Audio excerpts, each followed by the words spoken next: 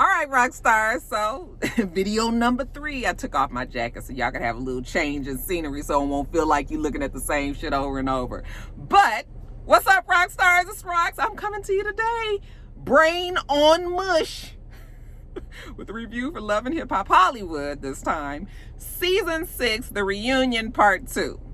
We're going to get right on through this, you guys, because it was bullshit. Okay, it was bullshit. Let me not curse. Let's get to it, shall we? All right, so the show starts with J-Boog, okay? Him telling April to go on and say what you got to say if you're going to say it. I don't know if it was said or if it was edited out, because somehow we all found out that J-Boog and Omarion's mama, and they said it came out at the reunion, that them two was sleeping with each other back in the day, but maybe it was edited out because they didn't want to be responsible for possibly Omarion's mom coming after the show. So, you know, it was hearsay. She's not there. None of Omarion, nobody is there to say their side. So they left that out for whatever reason. But J-Boog does admit that him and Omarion have had problems in the past, that they managed to get past them. Okay. But this shit that LTFP and April is pulling, you know, is not really cool. And that is why Omarion and Little Tiny Fizzle Pop have not been able to get along, because there's way more to the story. They're talking about around it, so we don't never really get the full story, but it gives us the impression that April and Little Tiny Fizzle Pop was even involved with each other even before Moniece said anything some years ago, that there was pictures or videos seen of them two kind of snuggled up together, and that kind of just got pushed under the rug. But somehow Little Tiny Fizzle Pop has been added into her child support paperwork, from what I understand. I'm not quite sure if this is true or not because I didn't fact check, but they're saying that April lost custody of her kids and that Omarion has them. I don't know how true that is. One of you guys can confirm that, because I'm sure somebody out there knows. But you know, J-Boog is talking to April. Jason Lee, he jumps in, you know, he's saying how he's glad to be on the show because now he could just be there and he could just kind of say it how it is. You know, he loved J-Boog. J-Boog is real, and, you know, he ain't never had no problem with Little Tiny Fizzle Pop, but April is fake as fuck, you know, and, you know, he's talking real bad. I was sitting there like, damn, LTFP, you gonna let this man just kind of sit there and talk about your girl like this and not say nothing? Okay. And Jason Lee, again, reminds us why we don't like him, because he is a bitch.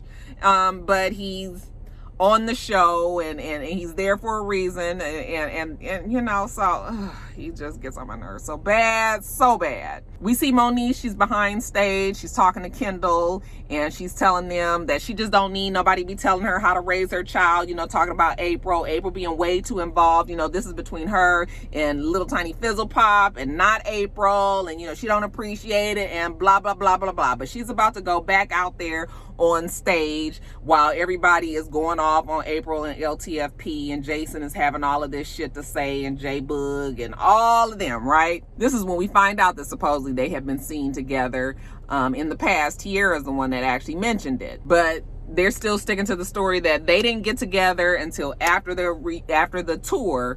Anything before that, they was just friends, or maybe they just didn't decide to put a label on whatever their relationship was. So you couldn't tell anybody this. I mean, you don't have any friends that's on the show. That's what Nina asked April, and April was like, no, not really. I was like, I don't know if April and LTFP will be back, because Moniece won't be back, and I don't know. They really made enemies of themselves, you know, to everybody watching the show. Nina asked April if she's expecting. Fuck no, I'm not expecting. And that was some bullshit that Moniece cooked up, you know. And of course, Moniece tries to tell us that no, she didn't put it out there. That, you know, I guess Moniece's mama was talking to O's mama and they was gossiping, or they was good friends with somebody else and they said that April might be pregnant and all. The bottom line is the bitch ain't pregnant. April was like, you just trying to blame other people. You was the one that was responsible for that. Moniece, it really is the person that put that out there. As far as Zell and Jason Lee, they tell us that they just put information out there, you know, that's already out there. They just let it go. They just let everybody know what's happening. So Jason Lee, he's doing it because he has a job. That's his blog, how messy it might be, whatever.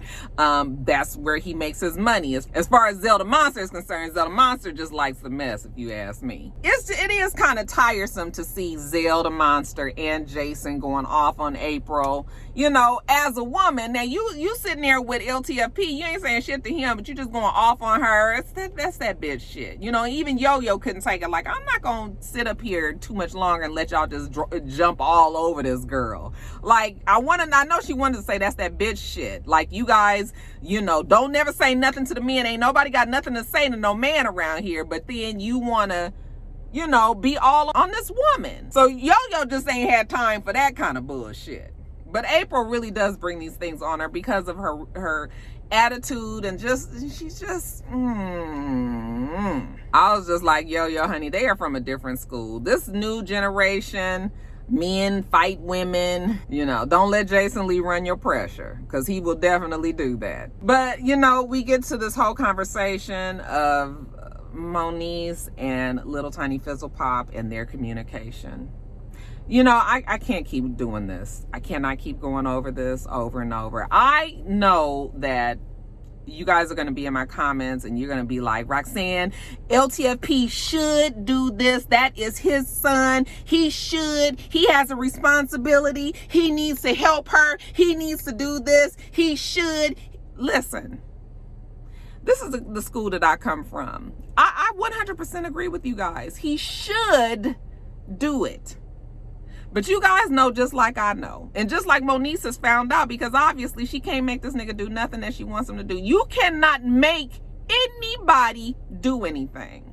So what we are facing now is, what do we do next? I don't have time to try to keep on forcing somebody to do something that clearly they're not going to do. I'm spinning my wheels. I am now in the mode of fixing this problem.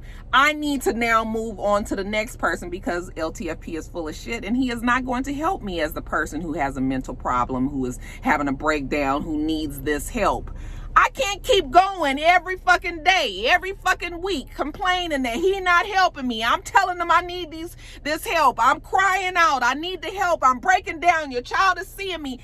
I cannot keep doing that and facing the same brick wall, because after a while, what am I helping?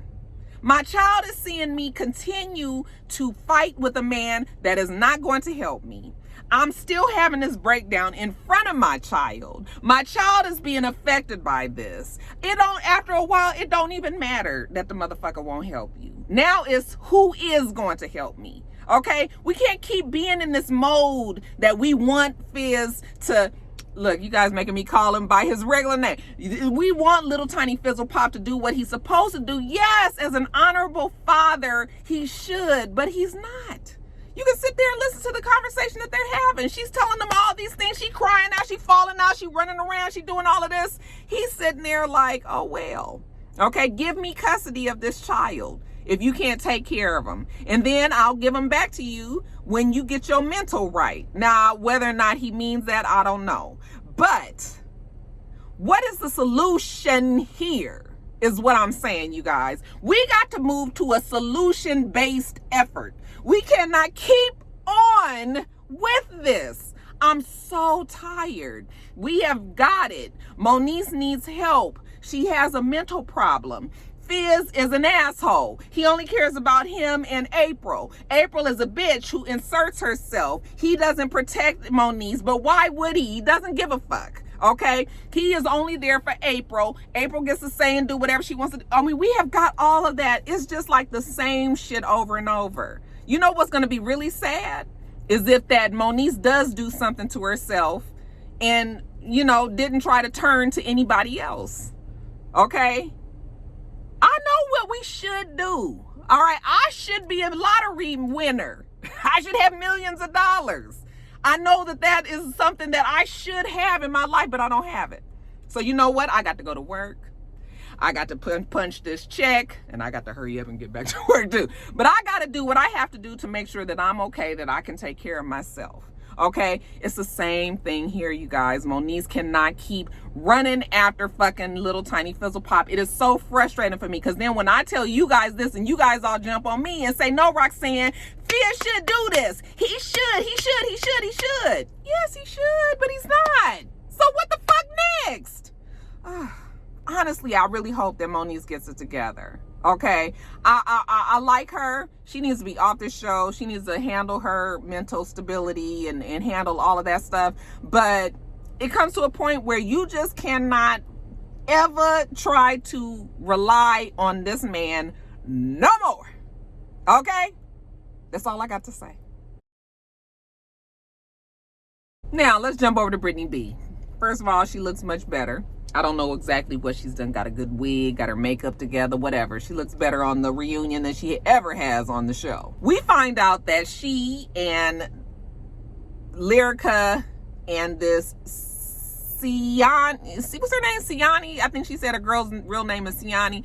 There is more to that friendship than anybody is really saying. I guess Brittany is trying to say that they were closer than they were, but Lyrica and Siani are trying to say that it wasn't. But when you sit there and actually listen to Brittany B, when you get past the fact that you don't really like her, you do start to wonder, like, you know, because she was actually more clear. She said that they were all working together, but then when she chose to work with Lyrica, then Siani got upset, and, you know, and it was still feeling like we was getting half of a story, but at least it made me feel like, maybe there is more to this. Lyrica and Brittany B was friends, and Lyrica trying to act like it wasn't. It was stupid, though, because why are we investing this much time in this Siani girl who was really not on the show that much? And when she was, it wasn't in this capacity of her going against Brittany B, except for that one time. So it was just like, why are we going through all of this? We done spent an ample amount of time on y'all friendship that don't nobody really even care about. She was saying that Brittany B was using Lyrica for a storyline, and Brittany B was like, well, what is your storyline? Everybody is using Lyrica's storyline at this point. But it got so much that they was yelling and screaming so much that Nina had to shut it down. Like, nobody can hear you guys. So you guys are going back and forth, and the crazy 88s had to come up there and try to settle it down, because Siani throwing pillows and shit. You know, Ray J over there overacting as usual. Okay, jumping up, you know, I gotta make sure I don't get hit. You know, he out there in the audience looking around like he don't know what to do with himself. Whatever. That whole little scene with them, I was like, okay, Siani and Brittany B, even though I'm starting to believe that there was a little bit more to that friendship than Lyrica will admit, nobody really cared. Now, before we get to Yo-Yo, shout out to Mama Dap, who had a costume change. Had a cute little baby doll on, but she was just sitting there, you know, just with her legs all open. Kendall was like, can you close your legs, lady? You know, we see Yo-Yo. Yo-Yo is from a different era, so Yo-Yo really has to kind of reprogram her mind to deal with these new niggas here. You know, but she was just saying how she's 30 years in the game. You know, she really helped put rap on the map. You know, she's in a new mode now. She's a granny. She loves it. You know, she's opened her eyes to so many more things. You know, she feels good that she's able to get her music back out there, yada, yada, yada. You know, her and Brittany B, from what somebody actually told me that the song is good. I still haven't listened to it in full, but I could tell when I heard it on the show that it was actually a pretty good song. Oh, I am so late, you guys. But as far as Yo-Yo's concerned, like, you know what? She is always in go mode. If she got to work to take care of her family, and even if her family might suffer or have some problems with what she's doing, she will handle that shit later. Y'all want mama to get paid, right? You want me to keep a roof over this house, and you want me to make sure that everybody eats, right? And everybody look good and gets their designer shit like they want to. Okay, well, mama got to go to work. Okay, we will handle whatever feelings y'all having when I get back. And then, of course, we see Kim, who's in Los Angeles, so she's on satellite. She first was like, I can't deal with Zelda Monster, so if he gonna be there, I can't even talk to him, but they make sure that Zelda Monster stay clear of her, okay? And we just talked to her about what she's got going on, you know, the fact that she wants to be this country singer, but she's kind of burned some bridges by saying she's better than any white woman singer out there, country singer out there, you know, even if that might be true. And I don't know if that is true, but if it was true, you ain't gonna get nowhere offending people of a community that you're trying to get into, you know? So even though she said she don't care, I was just like, girl, don't start off burning bridges when you ain't even got to the bridge to get over. But she says that she's going to be able to go back and forth between R&B and country. So she's got some tall plans ahead of her, and I don't think that she couldn't do it. But, you know, like I said, she's probably offended some people, so she's probably made it harder for herself. As far as the IVF, I'm not clear. So she's doing IVF, but she's still got the surrogates. Why would she be doing IVF? I must have got mixed up somewhere. But she said she was doing the IVF, and that's been very taxing. But now she's trying to look at new surrogates because, you know, the other girl's too involved. But that's your fault. You know, she said that somebody knocked on the girl's window and was just like, you still having K. Michelle's babies. And I was just like, if you would have never put her information out there like that and act like you guys was sisters instead of, you know, having a business deal here, then none of this would have happened. And that's why I don't believe that Kim, you know, K. Michelle needs to even really pursue this surrogacy until she really is clear on what she's trying to do. Like, girl, you got some crazy fans out there. So it's just like, maybe you need to rethink this whole thing until you know exactly how you want this to play out. But as of now, she still wants to have these babies, and I guess she's just trying to find a new host. And then lastly, you guys, this trip to Vegas. So they talk about, first of all, Zelda Monster in Paris. They are so fucking annoying that I can't even explain to you how tiresome and sickening they are. Are we a couple or not? Okay, are we bumping uglies? I don't understand their relationship. It is way too ride or die for me, you know, and they just really work my nerves really, really, really bad. The bus ride to Vegas, you know, the problems that they had when they got out there. I'm sick of them. They asked Diamonds and Pearls why didn't he want to go to the house, and he said that he didn't want to get into no kind of, you know, him and Lyrica have said some horrible things to each other on camera. He didn't want to do it anymore, so he was trying to protect his marriage. Okay, he's protecting his marriage nowadays, you guys. But they talked to Brittany B about being on the bus, and Brittany B says, first of all, it never was a beef with Zelda Monster, which it wasn't. Okay, but Zelda Monster is so fucking gung-ho about protecting his precious Paris, and it is just so stupid. I mean, they are going off, and she was just like, it's nothing to do with you. You know, of course, Paris is over there yelling at Brittany B, and Brittany B was just like, you're stupid, and I'm not trying to talk to you, and, you know, you just ignorant, and all of this. He's all, you know, anytime you talk about her right there, this is me. When you talk about her, I was just like, oh my God. We get it. You guys are besties. All of this, they're all mad at her because she had this list at this party and Paris wasn't on it. And for whatever reason, it's her party. She didn't want her there. Paris was like, but it was like, you know, it was at wherever it was, and nobody even goes there. Like, what's the big deal? And the big deal is, bitch, take yourself out of my party. Go over there on the other side of the building if that's what you want to do. Okay? But I'm telling you, Paris and Zelda Monster, they worked my nerves so bad. When I turned that shit off, I was like, this has been 3 fucking hours of my life, which really turns out to be like 4.5, because I got to stop it, I got to rewind it, I got to look. I'm just now remembering I forgot something about Remy and Joe talking in the last video, you guys. I'm sorry, but it's just so much on my mind. And then Mona had the nerve to sneak another fucking part 3 of Love and Hip Hop Hollywood's reunion next week. So I mean, I'm gonna do it as long as you guys promise to watch. I'll put that shit out for you. Okay, you know, it's more money to be made, but damn, a bitch is over it. I am so late, and I still need to eat. I gotta eat, you guys. I'm starving. I'm gonna put my time in, y'all. Let me get on. All right, you guys, make sure that you rate, comment, and subscribe to the channel. I'm itsrox. The channel is for itsrox, and everything else I do will be in the bottom bar. All right. So I hope that you have a wonderful, wonderful rest of your day, and I plan on doing the same. Until next time, rock stars. Bye.